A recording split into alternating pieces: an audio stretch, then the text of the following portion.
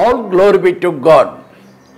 ஆண்டவராகிய இயேசு கிறிஸ்து இனிய நாமத்தில் உங்கள் யாவருக்கும் என் நெஞ்சார்ந்த அன்பின் நல்வாழ்த்துக்கள். இன்றைய தேவ செய்தியின் தலைப்பு அனுகூலமான துணை. அனுகூலமான துணை. அதற்கு ஆதாரமாக எடுத்துக்கொண்ட திருமறை பகுதி 46ஆம் சங்கீதம் முதல் வசனம். சங்கீதம் 46 முதல் வசனம். நானே உங்களுக்காக வாசிக்கிறேன். தேவன் நமக்கு அடைக்கலமும் பலனும் ஆபத்து காலத்தில் அனுகூலமான துணையுமானவர். ஆபத்து காலத்தில் அனுகூலமான துணையானவர் நம்முடைய தேவன். A very present help in trouble. இந்த 46ஆம் சங்கீதம் மிகவும் புகழ்பெற்ற ஒரு சங்கீதம். காரணம், அந்நாட்களிலே யூதர்கள் செங்கடலை கடந்து வந்த நாளை வருடந்தோறும் நினைவு கூறும்போது இந்த 46ஆம் சங்கீதத்தை வாசிப்பது உண்டு. அது மட்டுமல்ல, 16ஆம் நூற்றாண்டில் வாழ்ந்த பெரிய சீர்திருத்தவாதி மார்ட்டின் லூதர் அவர்கள் இந்த 46ஆம் சங்கீதத்தை மையமாக கொண்டு Almighty fortress is our God என்ற புகழ்பெற்ற ஒரு பாடலை எழுதுகிறார். அது மட்டுமல்ல, அமெரிக்காவிலே செப்டம்பர் 11ஆம் தேதி தீவிரவாதிகள் அந்த இரட்டை கோபுரத்தை தரமட்டமாக்கினார்கள். அமெரிக்காவில் ஒவ்வொரு வருடமும் அதை நினைவு கூறுவார்கள். அந்த நினைவு கூறும் நாள் 10 வருடம் ஆண்டின் அந்த சிறப்பு நிகழ்ச்சியிலே அப்போது இருந்த ஜனாதிபதியாகிய பராக் ஒபாமா அவர்கள் இந்த 46ஆம் சங்கீதத்தை மையமாக கொண்டு எதிர்கால நம்பிக்கை தரக்கூடிய, உற்சாகப்படுத்தும், தைரியம் ஊட்டக்கூடிய ஒரு அழகான ஒரு செய்தியை ஒன்று உரையாற்றினார். ஆகவே உலகம் முழுவதும் இந்த 46ஆம் சங்கீதம் பரவியது. எனக்கு பிரியமானவர்களே, நீங்க கேட்கக்கூடும், இந்த 46ஆம் சங்கீதத்தில் என்ன கருத்து இருக்கிறது, என்ன செய்தி இருக்கிறது, அப்படி என்ன முக்கியம் என்று கேட்கலாம். 46ஆம் சங்கீதத்தை நீங்கள் நிதானமாக வாசிக்கும் போது வெற்றியின் பிரதிபலிப்பை அது வெளிப்படுத்துகிறது. சங்கீதம் 46 முதல் 3 வசனம், 10ஆம் வசனம், 11ஆவது வசனத்தை வாசித்து பாருங்கள். வெற்றியை அது பிரதிபலிக்கிறது. இந்த கானானியர்கள் இஸ்ரவேலர்களை ரொம்பவும் பரியாசம் பண்ணுவார்கள், பெருமையாக பேசுவார்கள், வீராப்பாக பேசுவார்கள். அடிக்கடி இஸ்ரவேலர்கள் மீது யுத்தம் தொடுப்பார்கள், ஜெயிப்பார்கள். கிண்டல், கேலி, பரிகாசம். இஸ்ரவேலர்கள் யாவே என்கிற தெய்வமாகிய நம்முடைய தெய்வத்தை நோக்கி பார்த்தார்கள், தேடினார்கள், நம்பினார்கள். வெற்றி இவர்களுக்கு கிடைத்தது. இஸ்ரவேலர்கள் அந்த கானானியர்களை பார்த்து சொல்லுகிறார்கள், சீயோனில் வாசமாய் இருக்கும் எங்கள் யாவே தேவன் எங்களுக்கு அடைக்கலமும் எங்களுக்கு பலனும் ஆபத்து காலத்தில் அனுகூலமாக துணையாக இருந்து உங்களை தோற்கடிக்க, உங்களை முறியடிக்க, உங்களை வீழ்த்த எங்களுக்கு உதவினார் என்று அங்கே எழுதப்பட்டிருப்பதை பார்க்கலாம். இப்படிப்பட்ட காலகட்டத்தில் 46ஆம் சங்கீதம் எழுதப்பட்டது. தேவனுக்கே மகிமை உண்டாகட்டும். இந்த 46ஆம் சங்கீதம் முதல் வசனத்தின் கடைசி பகுதி மீண்டும் வாசித்து பாருங்கள். ஆபத்து காலத்தில் அனுகூலமான துணை. இந்த வசனத்தை நான் 3 பிரிவாக பிரிக்கிறேன். 1 துணை, 2 அனுகூலம், 3 ஆபத்து காலம். தேவனுக்கே மகிமை உண்டாகட்டும். முதலாவது குறிப்பு துணை. துணை என்ற வார்த்தை வந்த உடனே நாம் அனாதை அல்ல. துணை என்ற உடனே நான் திக்கற்றவன் அல்ல. துணை என்ற உடனே நான் வானத்தின் கீழே திறந்து விடப்பட்டவன் அல்ல. துணை என்ற வார்த்தை நாம் ஒவ்வொருவரையும் தேற்றுகிற ஒரு வார்த்தை, தைரியப்படுத்துகிற ஒரு வார்த்தை. தேவனுக்கே மகிமை உண்டாகட்டும். துணை என்ற உடனே நம்முடைய மனதிலே முதலாவது வருவது எது? துணைவர், துணவியார் என்ற சிந்தனை. ஆதியாகமம் 2ஆம் அதிகாரம் 18வது வசனம். அன்று ஆண்டவர் ஆதாமுக்கு ஏவாளை ஏற்ற துணையாக கொடுத்தார். Suitable wife, suitable. ஆனால் இவர்கள் பாவத்தில் விழுந்த பிறகு ஒருவருக்கு ஒருவர் குறை சொல்ல ஆரம்பித்தார்கள். துணை குறை சொல்லுகிறது. அன்று முதல் இன்று வரை தொன்று தொட்டு இந்த துணை என்கிறவர்கள் குழி தோண்டி பறிக்கிறவர்கள், மற்றவர்களை குற்றப்படுத்துகிறவர்கள், மற்றவர்களை வேட்டு வைத்து விடுகிறவர்கள். எப்படி பாச சொல்றீங்க? சரித்திரத்தை நீங்கள் படித்து பாருங்கள். எண்ணற்ற சாம்ராஜ்யங்கள் விழுந்து போனது காரணம் என்ன? அந்த ராஜாவோடு கூட இருந்த மந்திரி தானே. பெரிய பெரிய ராஜ்யங்கள் விழுந்து போனது காரணம் என்ன? அந்த ராஜாவுக்கு ஆலோசனை கொடுக்க பக்கத்தில் இருந்தார்களே, அந்த துணை அவர்களால் தானே. அநேகர் என்னிடம் சொல்வார்கள், எனக்கு ஒர்க்லோட் அதிகம், வெளி விவகாரத்தை கவனிக்க துணையாக ஒருவனை பிஏவாக நியமித்தேன். அவன் என்ன செய்துட்டான்? எனக்கு குழி தோண்டிட்டான். வேறு சிலர், பாஸ்டர், என்னுடைய இடுக்கமான நெருக்கமான கஷ்டமான சூழ்நிலையிலே உதவி செய்ய ஒருத்தன் வந்தான், அவனை டோட்டலி 100% நம்பினேன். இப்போ அவனே எனக்கு எதிரியாக துரோகியாக காணப்படுகிறான். ஒரு அம்மா சொன்னாங்க, என் வீட்டுக்காரருடைய வியாதிக்காக அவருக்கு தொண்டு செய்ய, உதவி செய்ய ஒருவனை துணையாக அழைத்துக் கொண்டு வந்த, ஒருவனை உதவியாக அழைத்துக் கொண்டு வந்த, என் வீட்டில் வச்சிருந்து நானே சாப்பாடு போட்டேன். கடைசியில என் வீட்டில் இருக்க பொண்ணையே அவன் கூப்பிட்டுட்டு ஓடிட்டான். துணை எவ்வளவு துரோகம் செய்கிறது. ஆனா நம்முடைய கர்த்தர் நான் துணை என்று சொல்லுகிறாரே, அந்த துணை எப்படி என்று சொல்லட்டுமா? நாம் செய்த குற்றங்களுக்காக பாவ பரிகாரம் செய்கிற துணை. நான் துணை என்று சொல்லுகிறாரே, அவர் யார் தெரியுமா? தன்னையே முற்றிலுமாக அர்ப்பணித்த துணை. தியாகமாக துணையாக மாறி நம்மோடு கூட இருப்பது எத்தனை பெரிய பாக்கியம், எத்தனை பெரிய சலாக்கியம். அவர் நாம் செய்கிற குற்றங்களை, அக்கிரமங்களை மன்னித்து துணையாக இருந்து பாவ பரிகாரம் செய்து தியாகம் செய்து நமக்காக பரிந்து பேசுகிற துணை. தேவனுக்கே மகிமை உண்டாகட்டும். ஆகவேதான் சங்கீதம் 40:17, சங்கீதம் 70:5 வசனங்களை வாசித்து பாருங்கள். நம்முடைய தேவன் நம்மை விடுவிக்கிறவர் துணை, விடுவிக்கிற துணை. ஏதேன் தோட்டத்திலே அந்த ஏற்ற துணை சிக்கலிலே பெரிய வம்பிலே மாட்டிவிட்டது. ஆனால் என்னுடைய ஆத்தும மணவாளன் அவர் விடுவிக்கிற துணையாக இருக்கிறார்.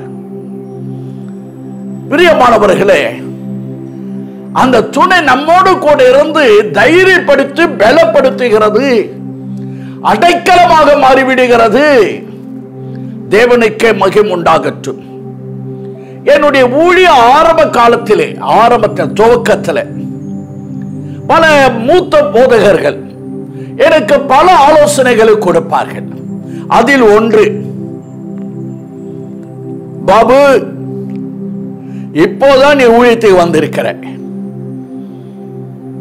பேய் பிசாசுகள் ஓட்ட திடீர்னு போயிடாத, யாராவது கூப்பிடுவாங்க போயிடாத. கடுமையான கொடுமையான விஷ காய்ச்சல் உள்ள வியாதி உள்ள மக்களை ஜெபிக்க கூப்பிடுவாங்க, திடீர்னு போயிடாத.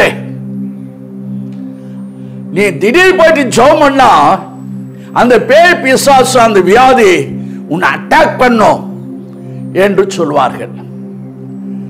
எனக்கு அவர்கள் நல்லா இருக்கணும் என்ற நல்ல எண்ணத்தில் சொன்னார்கள், வேற எதுவுமே கிடையாது. மூத்த போதகர்கள் ஜூனியர் ஊழியக்காரர்களுக்கு நல்லா இருக்கணும், தொடர்ந்து ஊழியம் செய்யணும் என்ற நல்ல எண்ணத்தில் சொன்னார்கள். நான் அடிக்கடி உபவாசிப்பேன். ஒரு நாள் ஆண்டவரை பார்த்து கேட்டேன், ஐயா நிறைய பேர் என்ன கூப்பிடுறாங்க, பேய் பிசாச துரத்த போகாத, கடுமையான வியாதி உள்ள மக்கள் ஜெபிக்காதே என்று சொல்றாங்க, எப்படி சுவாமி, எனக்கு பயமா இருக்கு என்று கேட்டேன். ஆண்டவர் என்னை பார்த்து ஒரு கேள்வி கேட்டார், பாபு நீ செய்கிற ஊழியம் என் ஊழியமா அல்லது உன் ஊழியமா? ஐயா எங்க இருந்தவுடைய என்ன கூப்பிட்டீங்க, அபிஷேகத்தை கொடுத்தீங்க, ஊழியத்தின் தரிசனத்தை கொடுத்தீங்க, வேதாகமத்தை வாசிப்பதற்கு படிப்பதற்கு என்னை கல்கட்டாவுக்கு அனுப்பினீங்க, நானும் உம்முடைய ஊழியத்தை செய்கிறேன். மீண்டும் ஆண்டவர் கேட்டார், நீ வியாதி உள்ள மக்களுக்கு ஜெபிக்கும் போது, பேய் பிசாசை ஓட்ட ஜெபிக்கும் போது விடுதலை நீ தருகிறாயா, சுகத்தை நீ தருகிறாயா அல்லது நான் தருகிறேனா? நான் சொன்னேன், எனக்கு எங்க அந்த பவர் இருக்கு? நான் ஜெபம் பண்ணும் போதெல்லாம் இயேசுவின் ரத்தம் ஜெயம், இயேசுவின் நாமம் என்று வார்த்தை அனுப்பும் என்றுதானே சொல்லுகிறேன். நான் சுகத்தையோ விடுதலை கொடுக்கவில்லை, நீங்க தான் கொடுக்கிறீர்கள். அன்று ஆண்டவர் என்னிடத்தில் தெளிவாக சொன்னார், மகனே நீ நான் தந்த ஊழியத்தை விளம்பரத்திற்காக செய்யாதே, நான் தந்த ஊழியத்தை பணத்திற்காக மணி மோட்டிவுக்காக செய்யாதே, நான் தந்த ஊழியத்தை உன் புகழுக்காக செய்யாதே, நான் கொடுத்த ஊழியத்தை உண்மையோடு நீ செய்தால் நான் உன்னோடு கூட இருப்பேன் என்று சொன்னார். என் ஊழியத்தின் ஆரம்ப காலத்தில் சுமார் 48 ஆண்டுகள் உருண்டு ஓடிவிட்டது. அன்றைய தினத்திலிருந்து இந்நாள் வரை என் ஆண்டவராக இயேசு கிறிஸ்து கொடுத்த அந்த தரிசனத்தை, அவர் தந்த ஊழியத்தை, அவர் தந்த சபையை நடத்த தேவாதி தேவன் எனக்கு துணையாக இருந்து இம்மட்டும் எனக்கு அனுகூலமாக இருக்கிறார், எனக்கு அவர் அடைக்கலமாக இருக்கிறார், எனக்கு பலனாக இருக்கிறார், எல்லா காரியத்தையும் துணையாக இருந்து நடத்துகிறார். தேவனுக்கே மகிமை உண்டாகட்டும். எனக்கு அன்பானவர்களே, நீங்கள் 124ஆம் சங்கீதம் முதல் 3 வசனங்களை வாசித்து பாருங்கள். ஆண்டவர் மட்டும் நம் பக்கத்தில் இராவிட்டால், இல்லை என்றால் இந்த உலகத்தில் இருக்கிற எல்லா டேஞ்சர்களையும் உங்களையும் என்னையும் உயிரோடு விழுங்கி இருக்கும்.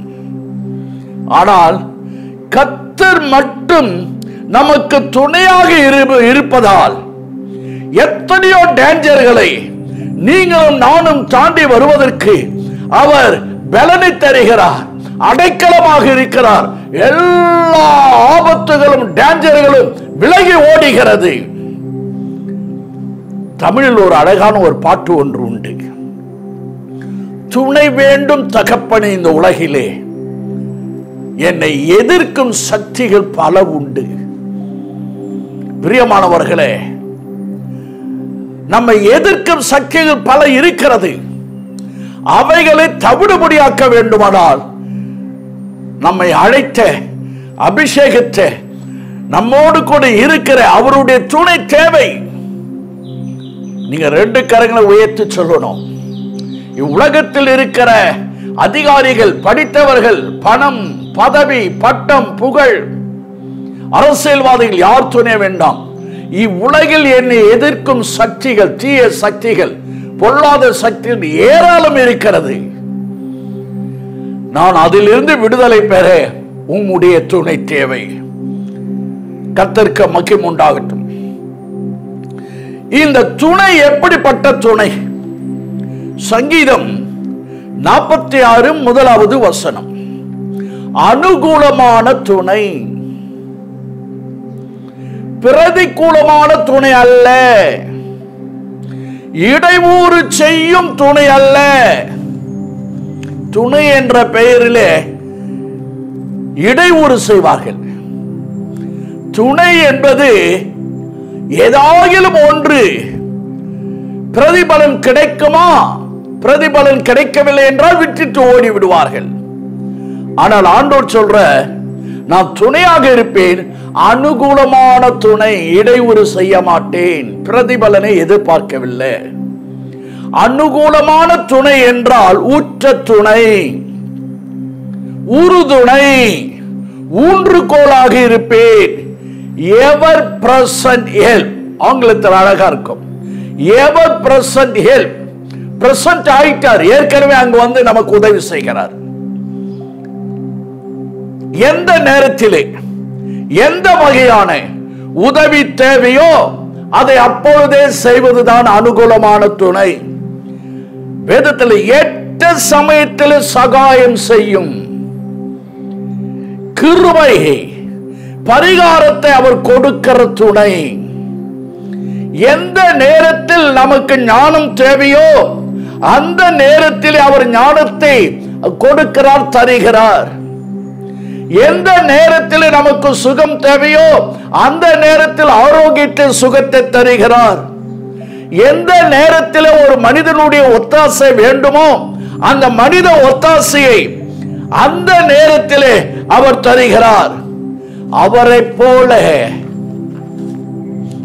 போல ஒரு பிரசன்ட் ஹெல்பரை இந்த உலகத்திலே எங்கும் நாம் பார்த்ததே கிடையாது. 73 வயதுக்கு தாண்டிவிட்டேன்.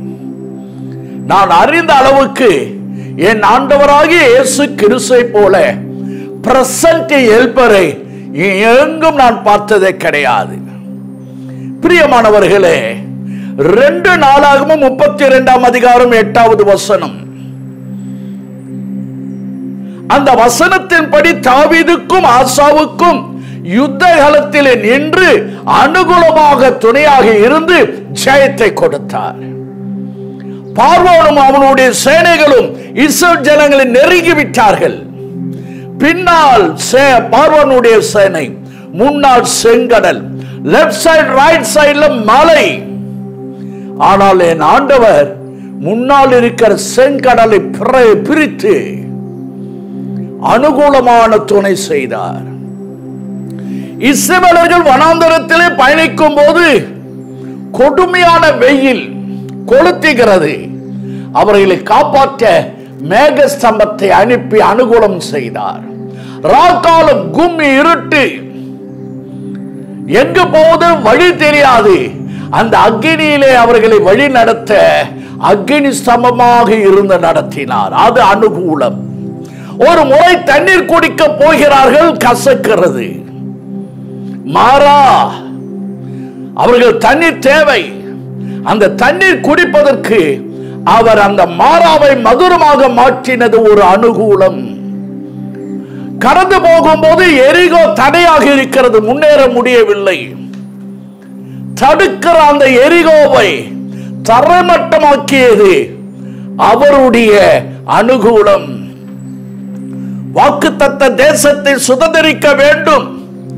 கடந்து போகும்போது அந்த யோர்தான் அப்படியே புரண்டு இக்கரைக்கும் அக்கரைக்கும் அது போய் கொண்டிருக்கிறது.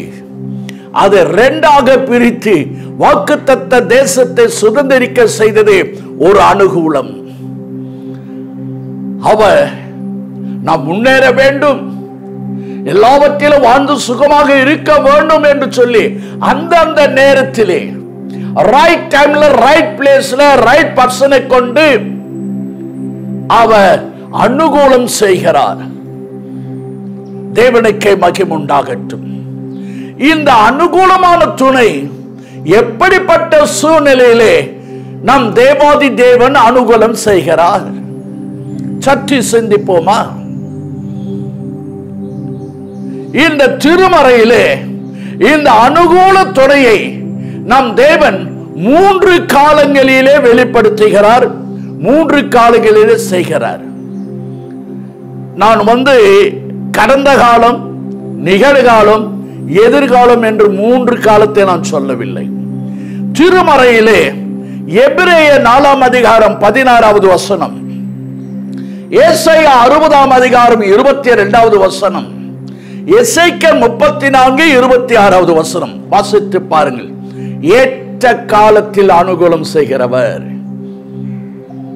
இன் அதர் வேர்ட்ஸ், ஏற்ற சமயத்தில், டைம்ஸ் ஆஃப் நீட், இந்த ஏற்ற காலத்தில் அவர் அனுகூலம் செய்வது. You have to be blessed, I have to be glory. அந்த அடிப்படையிலே அனுகூலம் செய்கிறார். 2, இந்த அனுகூலம் எந்த காலத்தில் செய்கிறார்? இரண்டாவதாக சங்கீதம் 69 13வது வசனம், அனுகிரக காலம், எவராலும் தடை செய்யாதபடி தடை இல்லாமல் அந்த அனுகிரக காலத்திலே அவர் அனுகூலமாக இருக்கிறார். 3வது காலம், அதுதான் ஆபத்து காலம். சங்கீதம் 46:1 சொல்லுகிறது, ஆபத்து காலத்தில் அனுகூல துணை. ஆண்டவர் அனுகூலம் 3 காலத்தில் செய்கிறார். ஆனால் இப்பொழுது நான் எடுத்துக்கொள்வது ஆபத்து காலம். நீங்க திருமறை நிதானித்து வாசித்து பார்த்தால் ஆபத்து நாள், வெரி ஷார்ட் பீரியட்.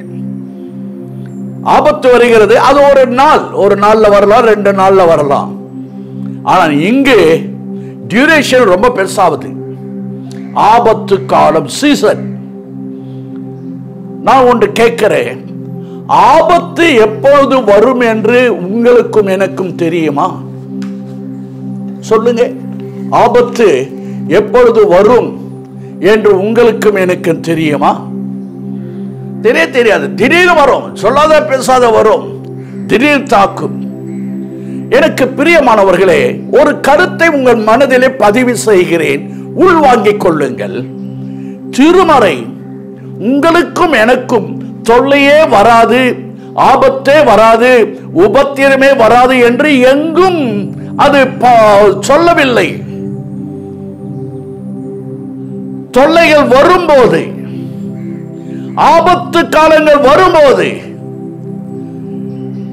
நீ தைரியமாக இரு, திடனாக இருக்கு, நானே உனக்கு அடைக்கலமாக இருப்பேன். உபத்திரம் வரட்டுமே, நான் பலனாக இருப்பேன். உனக்கு போராட்டம், இக்கட்டுகள், பிரச்சனைகள் வரட்டுமே, நான் உனக்கு பாதுகாப்பேன்.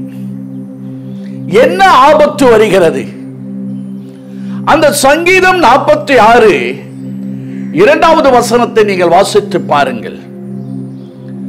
பூமி அதிர்ச்சி அடைகிறது. பூமியிலே ஒரு அதிர்ச்சி, பூமி 2ஆக பிரிகிறது, பூமியிலே பூகம்பம் ஏற்படுகிறது, மலைகள் சாய்ந்து போகிறது. பூமி என்பது நிலையானது, மலை என்பது உறுதியானது. நிலையான பூமியே அதிர்கிறது, ஆட்டம் காணுகிறது, தகர்ந்து விடுகிறது. நிலை பெயர்ந்து விடுகிறது. நீங்க யார் யாரை இவங்க நிலையாக எனக்கு இருப்பார்கள் என்று நினைக்கிறீர்களோ அந்த அவர்கள் ஆட்டங்கண்டால் அதுதான் ஆபத்து.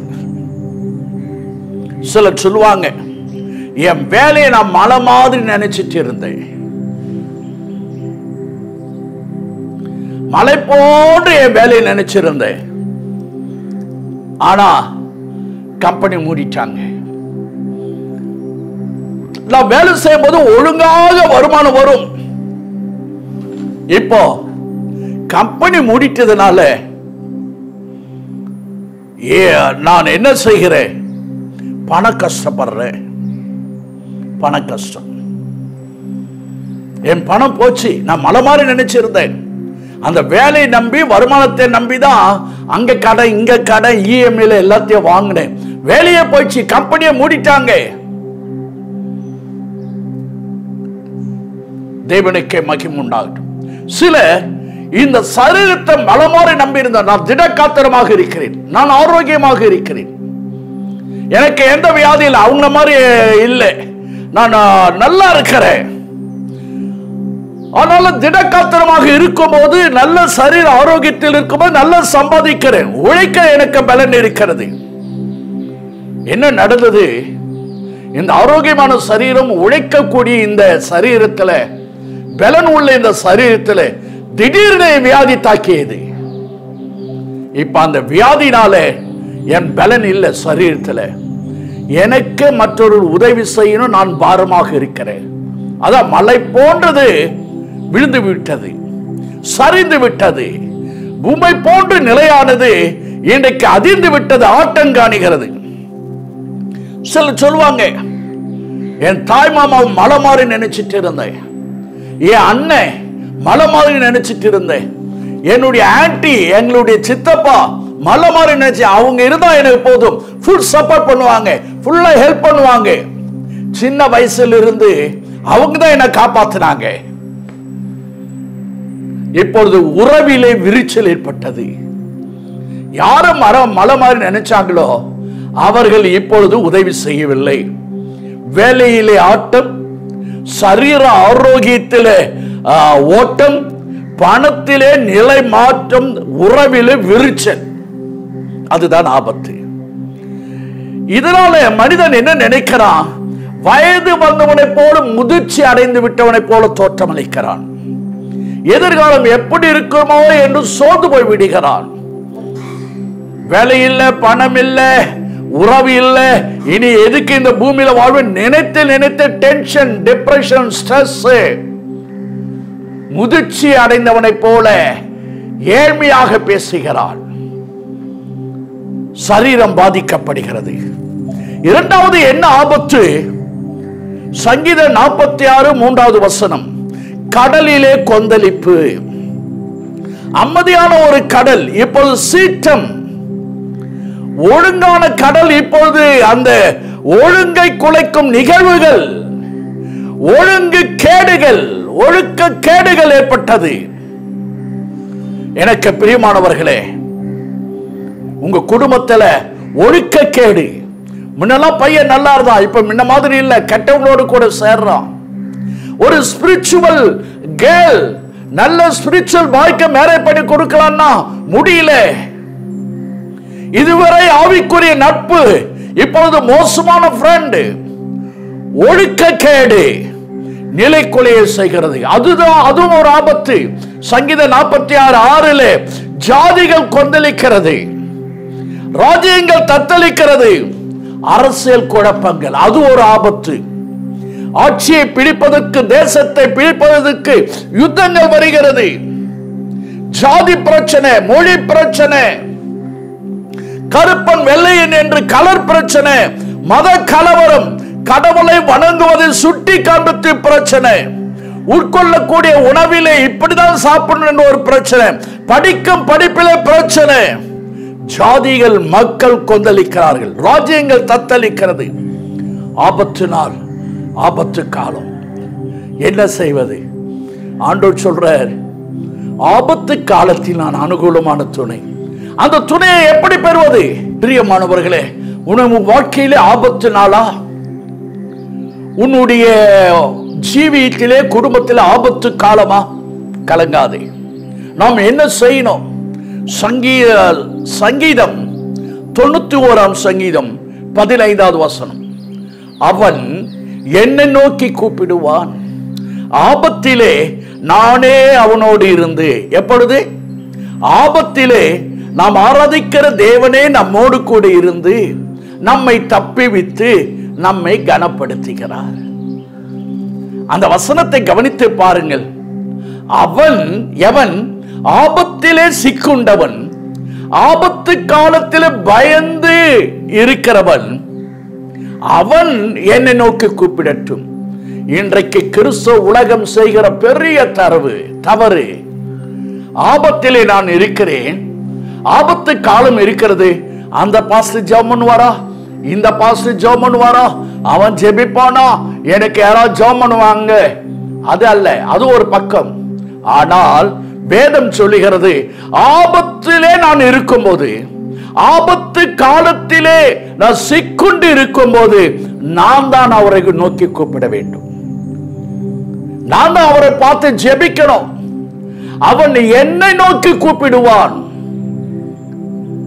அவன் ஜெபிக்கட்டும், நான் அவனை தப்புவிப்பேன். 2 கரங்களை உயர்த்தி எல்லாரும். இதுவரைக்கும் நான் மற்றவர்களை ஜெபம் பண்ணுங்க சொன்னேன். ஆனால் ஆவியானவர் நீ என்னோடு கூட திட்டவட்டமாக பேசியிருக்கிறேன். என் வாழ்க்கையிலே ஆபத்து இருக்கு, நான் ஆபத்து காலத்திலே வந்து கொண்டிருக்கிறேன். நானே ஜெபிப்பேன். தனிப்பட்ட முறையிலே, குடும்பமாக, என் வீட்டிலே பர்சனல் பிரேயர் நான் ஜெபிப்பேன். நான் ஜெபிக்கும் போது நீங்க கேட்டு, நீர் என்னை தப்புவிக்கிற தேவன், என்னை கனப்படுத்துகிற தேவன். நான் தனித்து ஜெபிக்க எனக்கு அந்த ஜபத்தின் ஆவி, மன்றாட்டின் ஆவி, கண்ணீரின் ஆவி என் மீது ஊற்றும்.